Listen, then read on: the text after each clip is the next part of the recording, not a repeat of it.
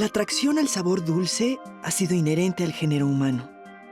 Y esto se da por una asociación natural hacia la seguridad de que el alimento dulce no hará daño. Nuestros más lejanos ancestros, como el Homo sapiens, consumían miel y frutos que la naturaleza les procuraba, buscando el estímulo de los sabores dulces. En el mundo prehispánico se utilizaban endulzantes como la caña del maíz, la miel de abeja o de agave. El azúcar de caña fue introducida en Mesoamérica por los conquistadores españoles. La atracción por el sabor dulce provocó que el azúcar se integrara fácilmente a la dieta de los pueblos originarios. En México, desde la conquista española en el siglo XVI, el azúcar ha sido parte de la dieta cotidiana.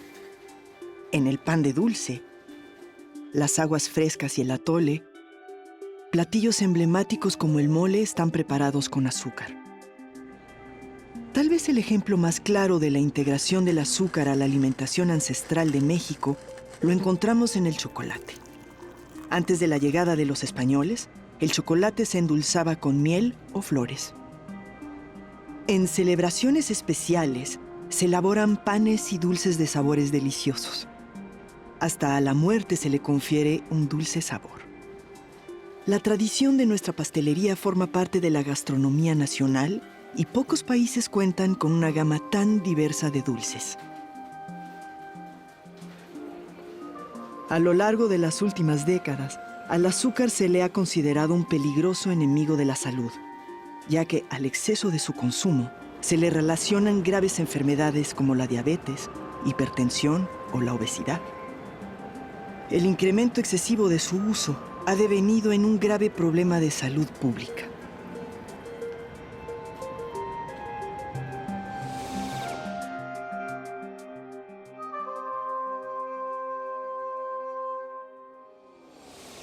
Lo que nosotros denominamos azúcar, técnicamente es un disacárido, que se conoce con el nombre de sacarosa. Está formado por dos monómeros que son la glucosa y la fructosa.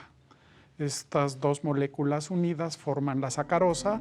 Son moléculas que químicamente tienen carbono, hidrógeno y oxígeno. Los podemos encontrar en la naturaleza como monómeros, o sea, moléculas sencillas. Azúcares simples, que son aquellos que asimilamos fácilmente. Por ejemplo, la glucosa, la fructosa, que están presentes en las frutas, son azúcares simples que asimilamos directamente como los consumimos. Mientras que los almidones, que son los carbohidratos, tienen que ser degradados por nuestro sistema digestivo, específicamente las enzimas que tenemos en la saliva, en el estómago, en el páncreas, para transformarlos en azúcares sencillos que podamos asimilar.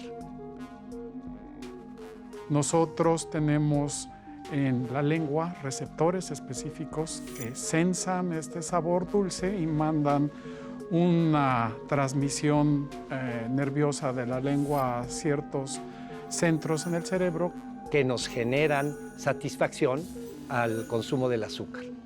Y en nuestra dieta, pues son una parte importante del aporte energético. Es lo que nos permite funcionar, lo que permite a las células hacer todas las funciones que necesitamos. Entonces es un nutriente esencial y extraordinariamente importante. Para el consumidor, hablar de azúcar, pues inmediatamente implica pensar en el edulcorante, en el azúcar, que en el caso particular de México es el azúcar de caña.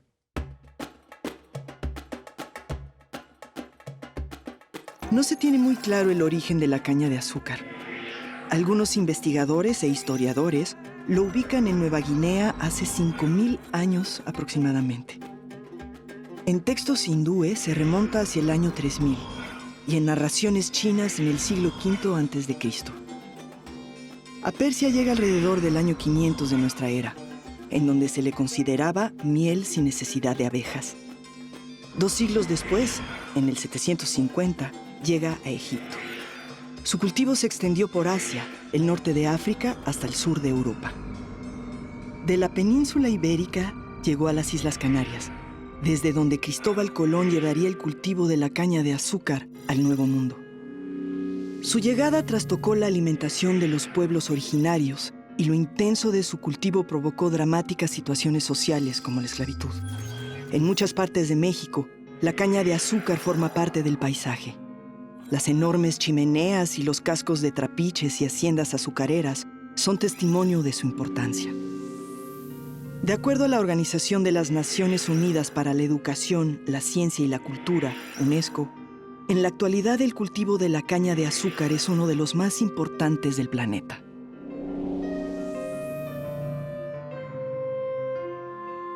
Toda la época de la colonia y la época de la independencia, hay un consumo del azúcar moderado, hay una repostería, hay una serie de dulces tradicionales de la cocina mexicana, pues que se desarrollan durante toda esa época. Es decir, iniciamos el siglo en México consumiendo, no sé, del orden de unos 10 kilos por año per cápita y lo terminamos consumiendo 50.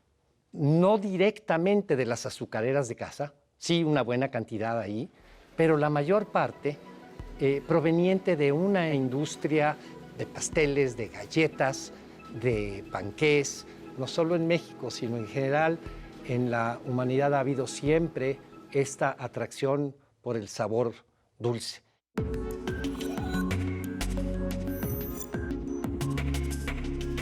A principios del siglo XX, además del uso tradicional de la miel de abeja, solo se consumía el endulzante proveniente de la caña de azúcar o sacarosa, del jugo de la remolacha o betabel y de los jarabes de glucosa elaborados industrialmente a partir del almidón.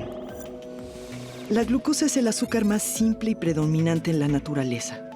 Es un monosacárido cuyas moléculas se encuentran libremente en el azúcar de caña y en la miel, pero en forma más compleja en el almidón y en la celulosa. La fructosa, llamada también lebulosa, es el azúcar que se encuentra naturalmente en todas las frutas.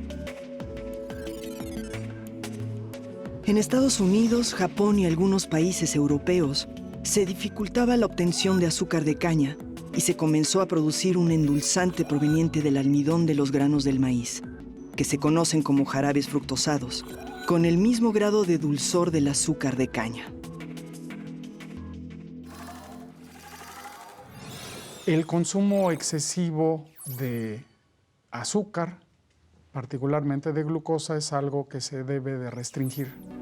Para ciertas alteraciones metabólicas, como la diabetes, entonces hubo compañías que lo que hicieron fue generar edulcorantes artificiales. El primer edulcorante sintético fue la sacarina, que se desarrolló a finales del siglo XIX, un producto extremadamente dulce.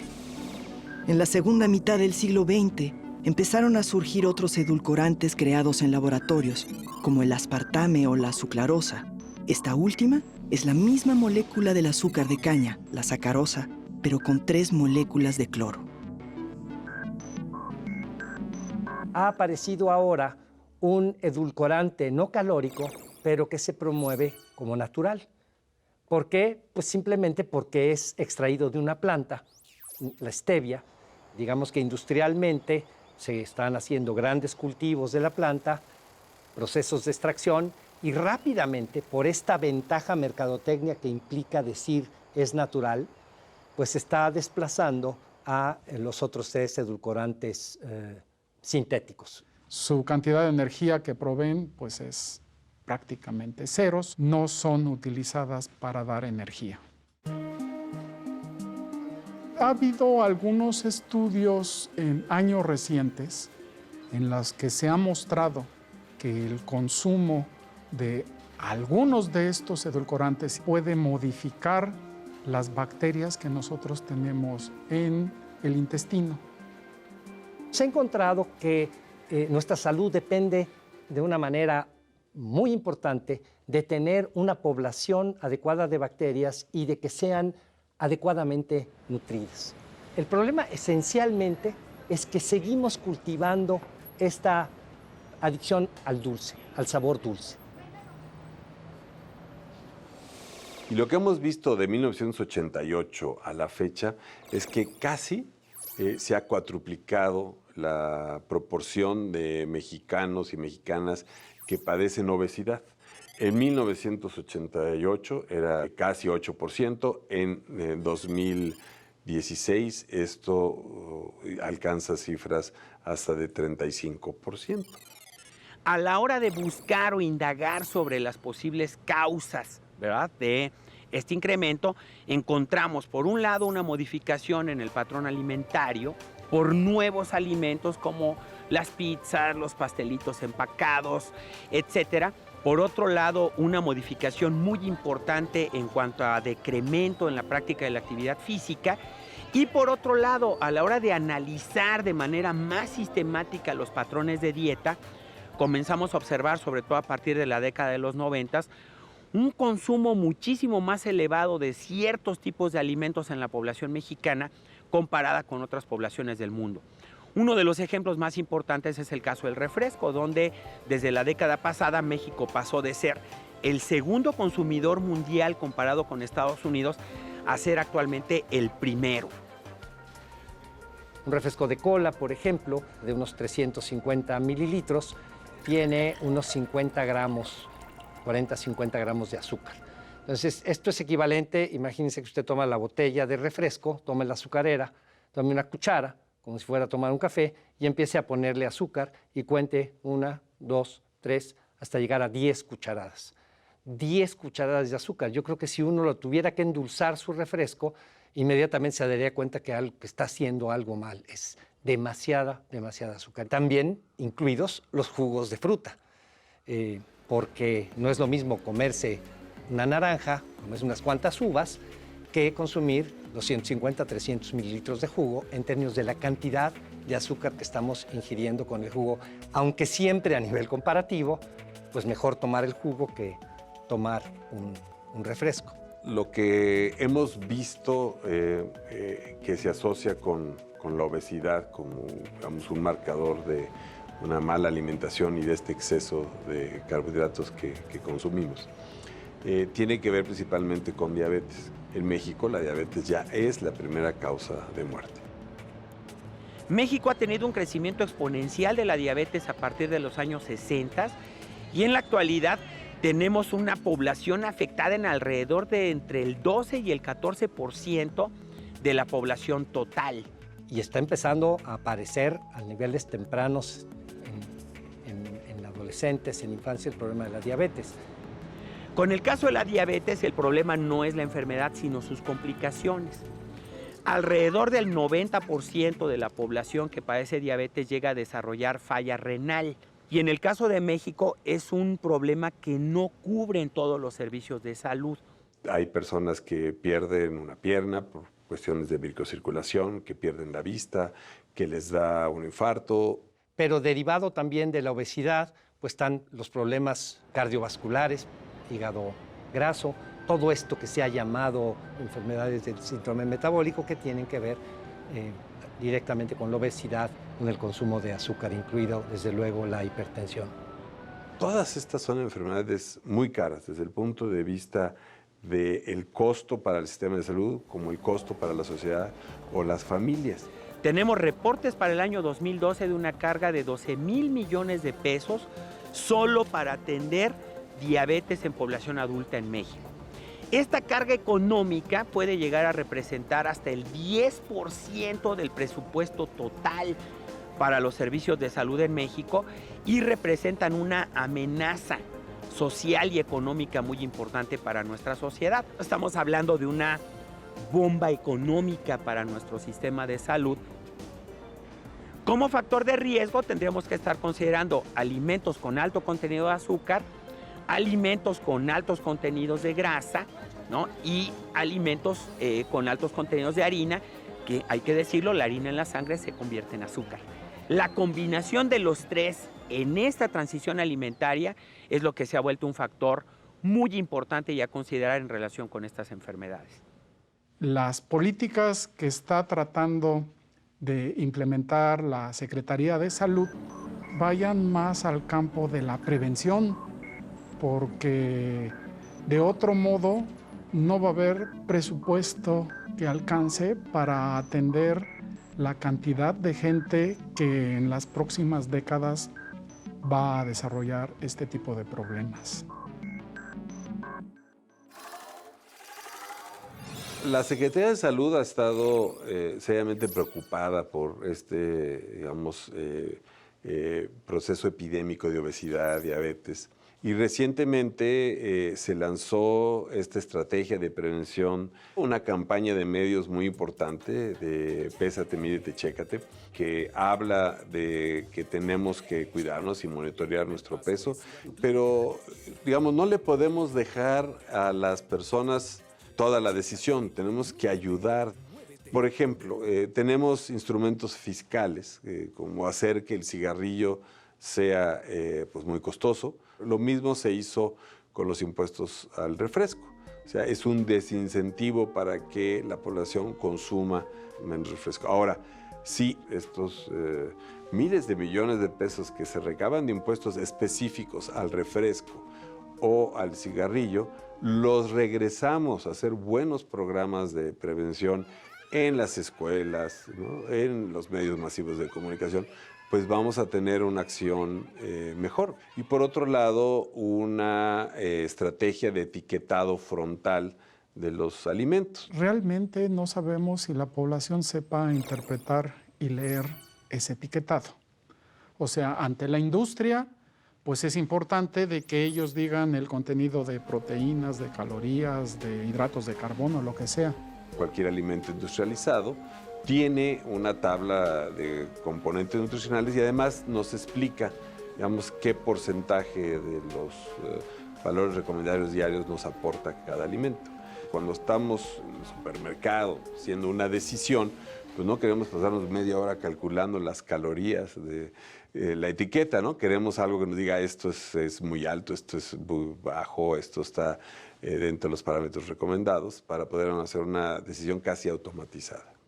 ¿Cómo puedo yo saber si 25 miligramos de sodio son buenos o malos? ¿En relación a qué? ¿O 12 gramos de azúcar son buenos o malos en comparación con qué? Ese tipo de criterios no los favorece el etiquetado y es por esa razón que apoyamos el uso de colores. En vez de ponernos a generar una batería de evidencia sobre números, cantidades, colocaciones, etcétera, que no sabemos si la población en general quiera leer o esté en posibilidad inclusive de entender. Hay un etiquetado, por ejemplo, en Inglaterra, que marca en colores rojo para muy alto, amarillo, preventivo, verde, cantidades bajas para grasa, para carbohidratos. En Chile, por ejemplo, la misma expresión ya se legisló, pero ahí el que tiene valores muy altos es un color negro. Y también ha sido muy bien aceptado por la población.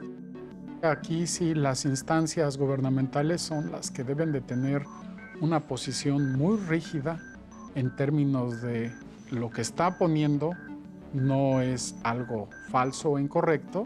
Y la segunda, que no genere una percepción diferente en la gente cuando lo lea. Aquí es donde vemos las resistencias de la industria, que no, digamos, les gusta que sus productos tengan cierta señalización como productos potencialmente altos en azúcar o en sodio o en grasa. Los alimentos no se pueden satanizar, los nutrimentos, todos los nutrimentos nosotros los necesitamos. Yo pienso que el problema es la cantidad que la gente toma luego de estos productos. Los ciudadanos tendríamos que ser más conscientes de nuestros propios factores de riesgo y tendríamos que estar en posición de modificarlos. Cuando hablamos de alimentación sana, buena parte de la población inclusive la ve de manera peyorativa, como yo no como pasto o denle las hierbas a las vacas, cosas de este tipo. ¿Y qué decir del ejercicio? El ejercicio visto casi como una tortura y no como algo que me ayuda a conservar un buen nivel de bienestar. Me sorprende mucho la falta de responsabilidad en muchas instancias gubernamentales para modificar el entorno escolar. Ahí es donde creo que hay muchísimas oportunidades de trabajo intersectorial que no se están aprovechando en la actualidad. Creo que los cuerpos legislativos no están haciendo su trabajo y están delegando en la voluntad individual de las personas la posibilidad de tomar buenas o malas decisiones en salud. Yo creo que es muy grave porque en México veníamos con un incremento sostenido de la esperanza de vida. Cada vez vivíamos más años, ¿no? Ahorita estamos en 77 años. Bueno, en este último año se ha empezado a reducir la esperanza de vida. Las enfermedades crónicas están afectando ya de manera importante nuestro desempeño, digamos, ya como población, como tal. No se trata tampoco de volvernos absolutamente abstemios en términos de azúcar, pero sí definitivamente cambiar, esconder la azucarera, tratar de tomar, por ejemplo, el café, tomarlo sin azúcar, tomar el té sin azúcar, como se hace en muchas partes del mundo. Desde luego, como decía, evitar a toda costa que los niños estén consumiendo azúcar durante el día, enseñarnos y enseñarles a consumir, a tomar agua. Los refrescos nos sacian la sed y yo creo que ese es otro de los problemas por los cuales podemos tomar grandes volúmenes de refresco, regresar al nutriente esencial de nuestra dieta, que es el agua. Somos 70% agua y ya no tomamos agua, la tomamos en los refrescos. No es que el azúcar sea un veneno, ¿no? Es la cantidad de azúcar lo que nos está intoxicando. El gusto por lo dulce es inherente al ser humano. No lo podemos evitar. Lo que sí podemos evitar es el consumo desmedido de bebidas gaseosas, jugos envasados, pastelillos, galletas, helados, caramelos y otros productos industrializados que contienen enormes cantidades de azúcar. Personas de todas las edades los consumen por el solo placer de degustar su dulce sabor. Pero debemos controlar este impulso y reducir el consumo de alimentos ricos en azúcar. En México, la situación es alarmante. La diabetes y la obesidad afectan a niños, jóvenes y adultos por igual, y son graves enfermedades que se consideran epidemias crecientes. La diabetes no solo modifica la calidad de vida de quienes la padecen, sino que para su tratamiento se requiere la inversión de un enorme presupuesto, que se suma al necesario para tratar otros males relacionados, como las enfermedades cardiovasculares, con el consiguiente aumento en la mortalidad por estos padecimientos. Es urgente cobrar conciencia ante esta grave situación y replantear nuestra alimentación, regular el uso y abuso de productos endulzados y que el azúcar deje de ser en nuestras vidas un dulce veneno.